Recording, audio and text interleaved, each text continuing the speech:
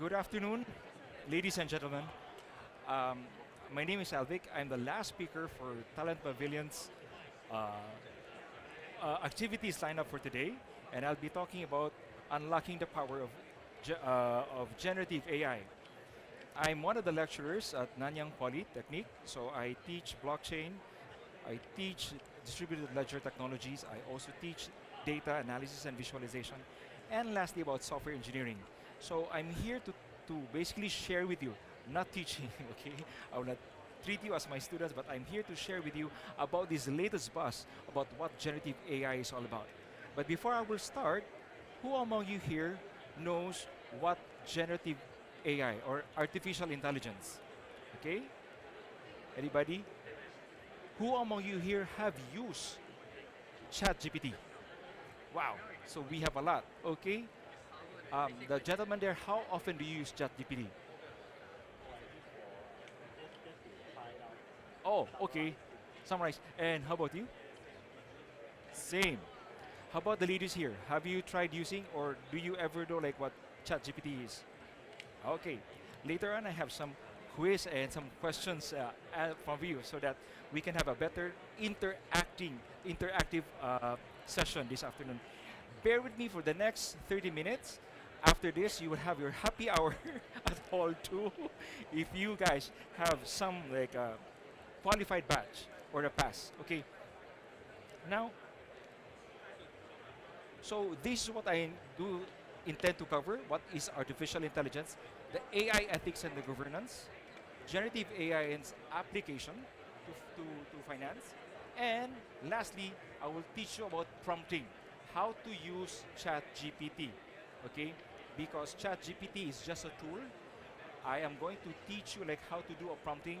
Normally, you go to other organizations, you will pay a hefty sum for you in order to you to learn how to prompt in GPT. But here I'm giving it for free, uh, courtesy of Talent Pavilion or our partners in MAS. Okay, I'm not going to do this. Um, Here, I would like to discuss or start first with what is artificial intelligence. This is the definition that we get from Wikipedia. It is a system's ability to correctly interpret external data, to learn from such data, and to use those learnings to achieve goals, tasks through flexible adaptation. Mouthful, okay? I don't want to use that. Let's just focus on these four key words. It is to interpret data, learn from the data. This is what AI, learn from data, and achieve tasks. These are all that you need to know what AI is all about. If somebody will ask you, only four words. The rest are noise. Okay, if you're familiar with data analysis. Now the difference between AI and machine learning. AI, by the way, has been an old technology. It's been there for the past 70 years. In 1950s, AI started. Okay, this is not something new. So I think you have watched the movie DAL-E and all of these. So that was decade, but AI really has been there since 1950, and it's been to. It also includes subfields like artificial learning, okay, and machine and deep learning. So if you're talking, some people say, okay, what is deep learning? What is machine learning? It is a subset of this huge domain called artificial intelligence. Okay, and okay, I think I missed something like, okay. Now, what's the difference between machine learning and deep learning? So machine learning, this is the classical machine learning wherein it will explain mathematical algorithms, and the good example of this is structured data. Deep learning, on the other hand, it is a black box mathematical structures wherein it will analyze visual, audio, and language. So that's the difference between these two, deep learning and the classical machine learning. So the machine learning takes in input and generates output based on the past information it has seen. Take note, I use the word past information because AI is also a learning machine. Whatever it sees, whatever it captures, whatever you provide, the input to that, it will learn. And later on, I'll explain to you how sophisticated it is right now. So in machine learning, the algorithms here are capable of just looking at the tables, okay? But it will basically learn itself and uh, be able to distinguish what kind of data. So first, it is used in data analytics. I've been teaching also this domain. It can learn basically like recognize some patterns, and traditionally this has been very difficult, and up until the last 5 years, due to the sophistication of the algorithms that we have, it will be able to generate a better output. Today, machine learning can also process natural language and getting insights from it. This is where the AI fields can solve machine learning techniques. Next is the AI fields, okay, computer vision. It is also one of the AI fields. Um, Here, it can achieve astonishing results and in terms of accuracy, because the machine, after all, can learn from its past data and even generate. At this point, you can see there are some models that can generate its own text and can even generate its own speech. And that's how advanced machine learning is nowadays. This audio speech recognition synthesis, this is common, this can be found in your mobile phones. I think for the iOS, I'm also using an iOS, you have Siri. And for the Android, I think you also have Alexa for the Google. Okay, this can capture the speech and can even mimic a human voice and a human speech patterns. And lastly, we have robotics. This is where the machine learns basically the arms, the legs, the robots. You can see this in manufacturing, where most of the cars right now can be manufactured via the robots. Okay? So what are the different approaches to machine learning? There are three approaches to learning. One is a supervised one, wherein I will show the machine what is a cat and what is a dog. And I will train that machine several times. And eventually, when I show a picture to the machine, it can recognize that indeed this is a cat and this is a dog. Because there's a lot of points that the machine will learn of what exactly is an image of a cat. It has some whiskers, and a dog that has basically a pointed, again, depending on the breed, a pointed ears. Unsupervised, okay? This is where you are giving the machine a bowl of beans, and it will be able to differentiate the beans based on the type and shape. And the AI algorithms right now, okay, can learn from it and possibly can draw a total face or even a conclusion. So again, this unsupervised is a progression from supervised to unsupervised. The last method, okay, the last area is reinforcement. This is where you tell the machine what it can do and what cannot be done. So the machine explores and tries many possibilities. It will do a lot of possibilities, and it will learn from its success and failures. Okay? And take note, the machine you thought like, okay, will only be able to answer this, but eventually as you train it more, it will be able to provide you a more accurate output and desirable and accurate output. So these are the three approaches to machine learning. So why the increasing interest in AI? So why all of a sudden, why AI? And in fact, why all of a sudden Singapore FinTech Festival made AI, generative AI, its topic? Previously, it was more about blockchain, all about fintech. But now, why the increasing interest about AI? First is that the algorithms that we have right now are super complex and sophisticated. It can do, a while ago I told you, like supervise, unsupervised, and reinforce. Secondly, increase data. With data being ubiquitous right now, that you can see it from social media, enterprise, and the sensors, RFID, there are a lot of data, and every day, we are bombarded with trillions of loads of data. Lastly, fast computing. Most of the phones that you're using right now are using the 10 nanometer chip. But IBM claimed that they have develop the fastest, the smallest chip, 2 nanometer chip. Okay, and it is yet to be applied in some of the devices. So all of these factors right now contribute why there is a greater interest of generative AI, because these are the enablers.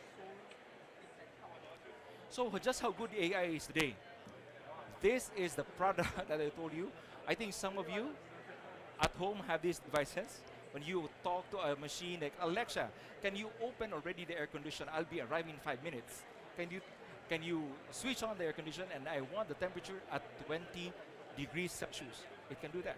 Or can you open this and that? Or if there may be a message, can you call my grandma and tell my grandma this? And it can even mimic your voice. That's how powerful AI products nowadays. I don't know, I cannot show you the video. This is a very famous newscaster in China.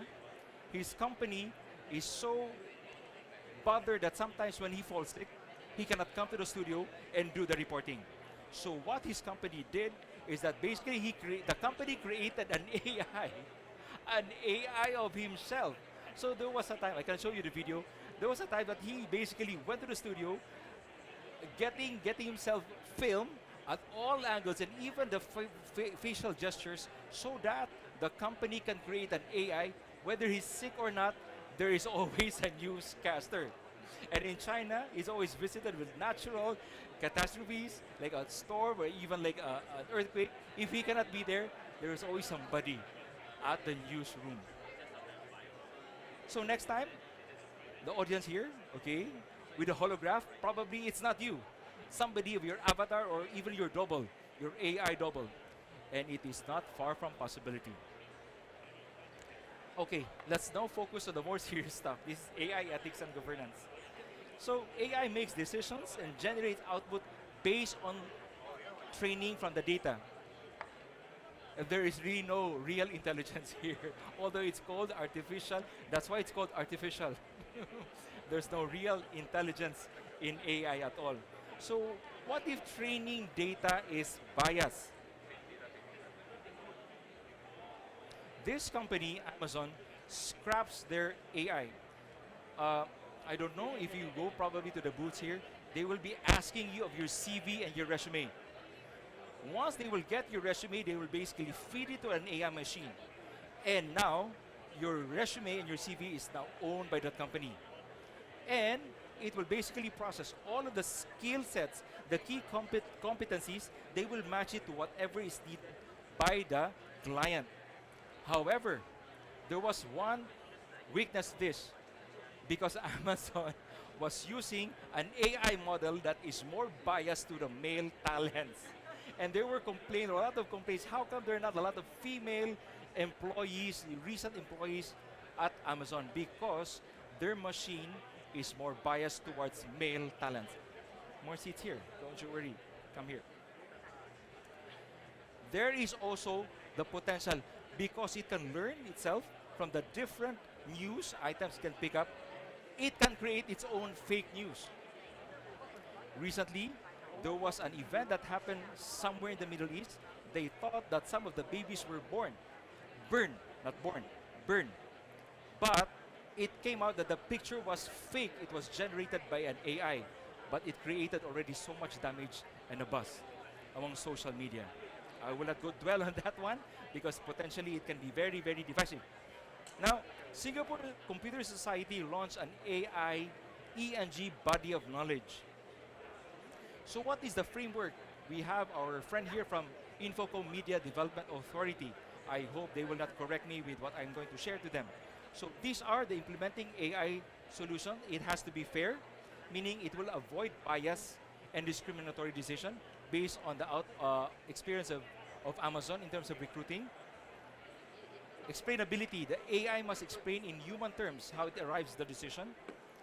Transparency, how the data was collected, how the AI model selected that particular data, and how is it being processed. And lastly, it has to be human-centric. The goal of any AI model or platform that you are going to develop has to benefit the human being. Not with sponsors, but benefit the human being. And this is the framework of our friend here at IMDA of if you are developing your own AI model. Now, what is this AI governance framework by our friends here in IMDA? For low severity and probability of harm, human out of the loop. So AI makes the final decision without human involvement. If you are familiar with sometimes you go to, hey, by the way, we just have 11:11, right? You just and a lot of ding ding ding notifications from Shopee and Lazada, and it will tell you, will push you that these are the products for sale. This is what it's all about. It is basically using AI to push because previously you visited the site, you were clicking on the site, and because of that site, your choices previously, now the AI will recommend to you that, hey, there's a sale for this particular item that you visited last month. Why won't you take a revisit? That is human out of the loop. The recommender system. The other one is human over the loop. So human users plays a supervisory role with the ability to overtake, or how do you call this, overrule it. And this is where you have the GPS mapping. Sometimes Waze and even Google Map will tell you, you turn left and right and you see, I think this is a shorter one. Then you are just going to override what was recommended by the GPS. Lastly, this is human in the loop. This is where the human makes a decision even though it was recommended by the AI. Especially in cases where it involves the life of a human being. So we can see here, low for a recommender system, medium for GPS, but with this one, if it involves the life of a human being, then you have to carefully analyze whether you are going to adapt what was recommended by the AI or not. Now, let's deduct further go to the topic about generative AI. So, generative AI outputs are carefully calibrated combinations of data used to train algorithms. And because the amount of data used to train this algorithm, it is incredibly massive, and the models can appear creative when producing outputs. These are some of the sample of the models. If you haven't used this, Midjourney is here to generate image from the natural language description. Just basically input that this is what I want to happen. By the way, Midjourney, they have a product that will create a city, create a resort for you. You just basically input, this is the number of hotel rooms or villas that I will do. Can you create a master plan for me? Midjourney can do that, even with pictures. Okay, that's how advanced the AI models are already. And here with stable diffusion, this is a text-to-image model, meaning it can generate photo based on any given input. So, unlike before that you like have your avatar, right? This time, it can generate an image that somebody of our lady friends here that I would like to look like one of the famous celebrities now. Okay? Name me a favorite singer. I would like to look like Ariana Grande. Yes. But, yeah, of fair complexion, this stable diffusion can do that. Okay? So take note. When some of you are HR practitioner, when you will get the photos of the people that you receive via CV, the photos there may not be the real person. It may be even a generated one, AI generated one. Oh, that's just a joke. Yeah, but it's a bad joke. Okay, now we are going to go on, like what are the financial applications of AI, and there's a lot. I will just have to browse them to that because this was explained in the previous speakers and I don't have to dwell in that. These are the potential use cases of AI. Okay, it can be a robo-advisor, it can detect fraud, it can also do even some blockchain and cryptocurrency trading for you and risk management. So the benefits of using AI: improve efficiency, enhance accuracy, data-driven decision making, personalized customer experience, and so on and so forth. Now, let's go into the details. Again, The companies I mentioned here, I don't work for them. I just basically cite so that you are familiar that there indeed are some models out there that you can use in your company or in your school. Or some people here are still studying. FinMate is an AI-powered platform. It automates note-taking. It integrates seamlessly with existing form. And I like the word here. Note-taking doesn't really build your practice if you are a financial advisor. So you leave it to AI. Previously, they hire interns and even admin assistants to do that for them. Now, with the cost of employment, they will just basically tap AI. This one is FP Alpha rather. It is a document scanner. It streamlines document. It will manage and analyze, and even optimize the workflow. So this is good if you are doing something about tax, okay, tax, legal, and insurance documents. Another one is AlphaSense. This is a financial research platform that helps professionals find and analyze and even act on information immediately and efficiently. This is best for financial professionals seeking more market intelligence. Because if you don't know really what's going on in the market right now, that doesn't give you a good understanding of what asset to buy. Gripe. This is also another very interesting AI-powered machine. This is for fraud detection. Again, this is to validate the IP lookups, the VP detection, the phone and email validation to make sure the company, that the person that you are transacting with is indeed legit, and to avoid any fraud risk. You can use it with this site or this model. Not reload, okay? It's an AI web service that automates web content monitoring for investors. They use NLP to uncover relevant data and basically a concise data, because you are bombarded with so much data what's going on, and it will just remove the irrelevant information. Okay, so if you want a summary of the assets that you would like to buy and invest in, you can visit this site.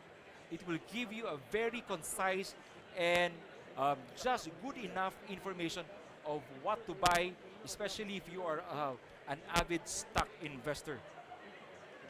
Lastly, we know that we also have some friends here who are entrepreneurs, freelancers, and even small business owners. Okay, they have this an AI. It will basically help you manage your income and expense. It will track, and that is receipt cap. Another very interesting platform is about accounts payable. Sometimes you will miss the bills that you're going to pay and how you're going to organize. Lastly, previously you just basically asked like some of these platforms to do for you.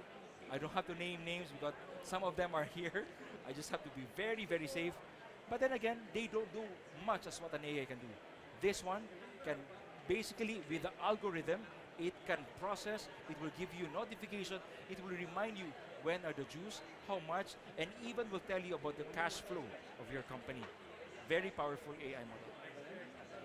Lastly, this is about tax. This is best for professionals and businesses looking for tax assistance, especially to some of you that are operating at different sovereigns. There are different types of local and regulations for every companies or countries that where you operate. And in every countries you operate, you have various types of tax regulation. You don't have to go further. You can always ask for zero tax and to advise you like what would be the best way and how to handle your tax matters. Now, you will ask me, Alvic, so all of these things is being done by the machine. So what will happen to me? Do I still have a future in my work? Yes, you do. Because AI is not going to replace you.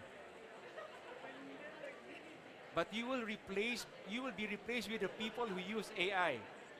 So that's why I'm here to let you know what are the capabilities and unlocking the potential of AI. Because perhaps the next person in the CV, it will ask you how well versed you are with AI.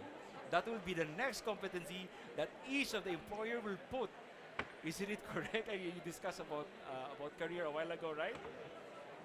See, our lady friend here who shared a while ago, it's very true. So AI competence will now be one of the key competencies that an employer will look for every potential candidate. Huh? Wait, not yet. Too early. Okay, what happened? Now, sorry, yeah, what happened to my slides? It gone berserk. So how are consumers using generative AI? These are the top generative AI products by monthly visits. Are you familiar with this? Yeah, I think the gentleman there, they're using ChatGPT. This is Google's Bard. It's only number 3. Killbot is also another very exciting, but I didn't have time to explain that further. In terms of monthly visits, billions of monthly visits, ChatGPT is still the number 1. The rest are just accompanying or company AI, like your Alexa and your Siri. ChatGPT is still leading the pack. So why ChatGPT and similar technology is creating such buzz? Because ChatGPT uses learning techniques to generate human-like, take note, human-like text inputs in a conversational manner. It let users enter the prompts to receive human-like images, text, videos that is created by AI, because that's how capable AI nowadays. ChatGPT uses natural language processing, and it is uh, also respond to questions of various competition. Before ChatGPT was launched, Amazon had a similar product, but it was not as powerful as ChatGPT. That's why Amazon withdrew. They did not launch it formally. Large language model. So we've been hearing that the entire afternoon. Some of the speakers here, and even while serving them, they were talking about LLM. What is that? Okay, it's a type of AI system. It works by training a vast amount of text data, learning patterns, relationship between words and phrases, and able to predict the most probable next word. And this is what AI is different and unique, because it will be able to predict what is your next word that you are going to write. Okay? And it will generate human-like text-based input whenever it receives one. LLMs, okay? So how big is this one? LLM right now is using a petabyte. Some of you are watching movies with a 2 gigabyte. LLM is using petabyte. This is a number of bytes that this unit of system LLM is using. Large language model. Okay, a while ago I mentioned about the quiz. So what's the GPT? What's GPT in Chat GPT product? This is generative pre-trained transformers. Okay? So in linguistics, it is a corpus, okay? It's a language resource consisting of a large structured sets of text. And in corpus linguistics, they are used to do statistical analysis and hypothesis testing. Thank you for that validation. And checking occurrences or validating linguistic rules within a specific language territory. So, in search technology, a corpus is a collection of documents which is being searched. Now, I mentioned to you that ChatGPT, this is the graph of how effective ChatGPT is. ChatGPT is able to learn how to do a task with a single prompt. Take note, single prompt. And in some cases, okay, it is even better than what is available transformers out there. You just have to feed it in with an enormous amount of text, then it will give you an output, a desired output that you want. Okay? So the steeper here, the language, the better, the more accurate it is. Okay. So here in ChatGPT, the parameter is 175. So it will give you 60, more or less 60% accuracy. Do you know that OpenAI just launched its ChatGPT 4? Here we see it's 175 parameters. It has been known that ChatGPT 4 is 2 trillion parameters. So here, 175, it already gives you 60%, more than 60% accuracy. How much more for a 2 trillion parameters? It will shoot up all the way to above 90% accuracy. So that's what this graph is all about. Okay? So I mentioned to you, Lambda is a product of Google.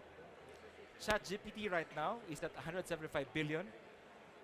Palm is also another product, another AI model that is more powerful than ChatGPT, but OpenAI just launched its ChatGPT 4 recently, and it is estimated. Again, this is not yet confirmed, estimated by experts because it was withheld by OpenAI. They will not tell you how many parameters because competition is using that to develop their own competitive product. It is said to be 2 trillion. This one will generate more than 80% accuracy. Now, I'll be wrapping my session. Yeah, okay. This is what I mentioned a while ago to teach you how to do prompting. Normally, some companies will charge you to get lessons and even some tips on how to prompt in ChatGPT. But here you get it for free. So, what is prompting? Yeah, prompt engineering basically is you design an effective input. Take note, I've been saying a while ago, whatever you input to AI, it will learn from it and it will generate a desirable output. So here, you have to be very conscious of what is the thing that you would like to input, because it will analyze data and task requirements and it will fine tune and come up with the desired output. It's iterative in process, and only it will give you the right output if you ask the right questions. That is the key word. So very simple. Tonight, if some of you have been using it, some of you haven't used ChatGPT, you can go. By the way, 3.5 is free. 4, because of its higher parameters, they are by subscription basis. But for 3.5, you can use it for free. In fact, some of my students are using it. And I have a special software to check whether some content of their assignment and some content of their reports are taken from ChatGPT or any other generative AI platforms. Here, this is how the ChatGPT interface look like. You press new chat and you enter your prompt here. Okay? So, prompting like in ChatGPT, it can be used when you do a brainstorming or getting ideas. Okay, I teach software engineering, and basically I ask my students, you come up with a product vision statement. This is the problem statement that you do, and I want you by next week, your product vision statement is due. Yeah, I thought that they were doing brainstorming. Instead, I saw them opening their laptops and went to ChatGPT and put in the prompt. So whatever I wrote for the problem statement, they put it there in ChatGPT, and Viola, it gave them several potential product vision statement. Well, that's how technology is right now. I could not prevent them from doing or using ChatGPT. Here, the prompt is, how can I use ChatGPT to become more productive in my job? You would like to see the answer of ChatGPT? This is how lengthy it is. It will provide you a very lengthy answer if you know how to ask questions and prompt it better. Okay? You like more examples? So here, by the way, different inputs. Even if you are here, you open your ChatGPT, we input the same prompt, it will give you various and different output. The output of this gentleman will be different from him, but the same prompt. That is the nature of ChatGPT. So it has an inherent variability and uncertainty, that's true, and it is non-deterministic in nature. It can produce different results or behaviors for the same input prompt. And the difference may not be very much. However, it will differ in words, in style, and even in length of answers. So this one, I think our Malay friends. Okay, what can you translate English to Malay? And this is a cat. This is the answer of ChatGPT. Is it accurate? Oh, very good. Yes. Okay, ChatGPT. Brownie points to ChatGPT. So the output is this one. This is correct, right? Yeah. Thank you. Thank you for that. And lastly, okay, it can also do a summarization. Okay, an online PDF document. This is the prompt. I would like to get a financial metrics from a company in June 2023, very, very recent, June 2023. Specifically, I'm interested in EBITDA, or the net profit, dividends, and profile, future outlook, and replace the company's name. It can even give you specific, please replace the company's name into that, company A. You would like to see the output? That is the output of ChatGPT. Okay, marvelous, right?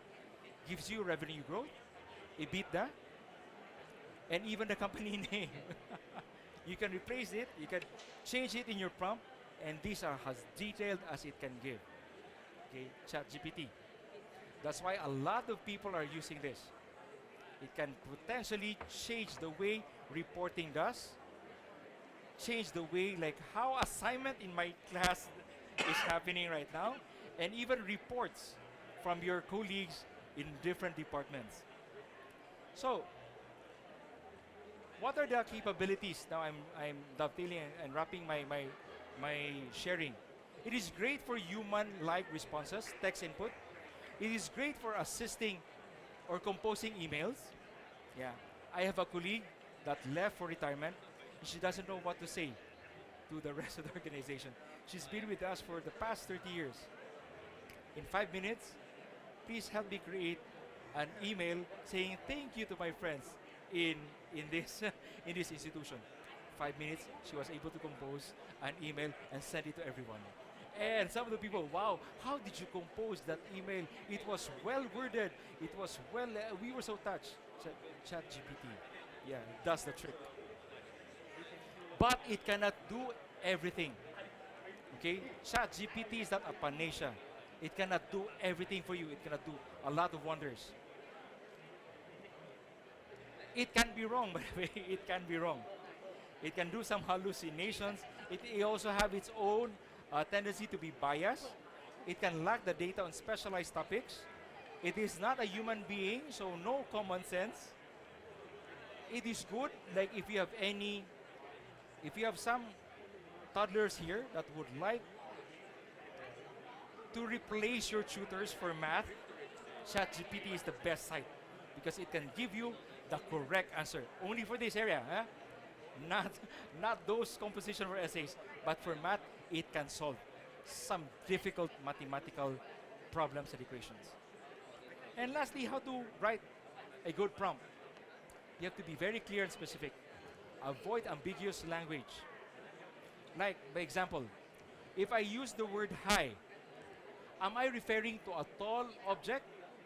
Am I referring to something very powerful? Or am I referring to somebody that is using drugs? That's the word high. Okay? Another one is, if I will use the word duck, am I referring to an animal? Or am I referring to a state that I'm avoiding? Because the same word for avoid, that's also duck. Bark. Am I referring to a dog barking to something? Or am I referring to a tree, a part of a tree? So you have to be very, very specific on your prompts. Avoid ambiguous language. And here, the context, you have to indicate the requirements of the task, purpose, role, audience, and the prompt. A while ago, I was sharing with you like how to get that analysis for the EBITDA, asking for this kind of situation and condition. It can provide. ChatGPT can provide as long as you're very specific of your output. This is what is required. If you want a very specific and a comprehensive output, you have to be very specific also and comprehensive with your input. And lastly, try different variations and iterations and adapt when necessary. Okay? So again, careful. Whatever you write in the prompt, whatever you input in the prompt, if you click on that arrow, it will become OpenAI's property. Do not share your company's confidential information in ChatGPT. Do not even share the codes, the programming codes in ChatGPT. Once you share that, it will become OpenAI's property. It will be used by OpenAI for other prompts, for other customers when they ask that kind of code. So be careful on what you share in AI because it's one open um, repository of things. Then all these confidential things will now be shared to them and you cannot take it back. The moment you click on that arrow, that's it. So you have to be careful on your output. Check before sharing. So key takeaways. I'm still gonna write that. Be careful and be specific. Provide examples of your desired output. And explore. Okay. Um, that's one. The key takeaways. And generative AI is basically a powerful tool with pros and cons. I share to you what are the advantages and disadvantages. Again, just like when we enter the new millennium, when the web was around, you use the web. Okay, potentially can give you, it can support and reinforce some of your tools, or it can go against you. And the same way right now in 2023, OpenAI is also a tool. It has a pros and cons, but you have to use it with okay with the principle, and you have to use it wisely for you. Again, AI is not here to replace you, but AI is going to replace the people who are not. The AI, okay, the people who use AI will replace you. That's all I'm going to share, and I hope tonight you will do your prompting. Okay, Christmas is around the corner. You would like to send your Christmas messages, and even for next year, for the Hari Raya, you'd like to, and New Year's resolution, you can always use ChatGPT to compose your own email. Again, thank you very much. If you have any questions, that ends my presentation on unlocking the power of generative AI for you. Thank you very much. Okay. What's next? That's it? Any questions? None? Okay, then thank you. You can proceed to the happy hour session there at Hall 2. Okay, thank you very much.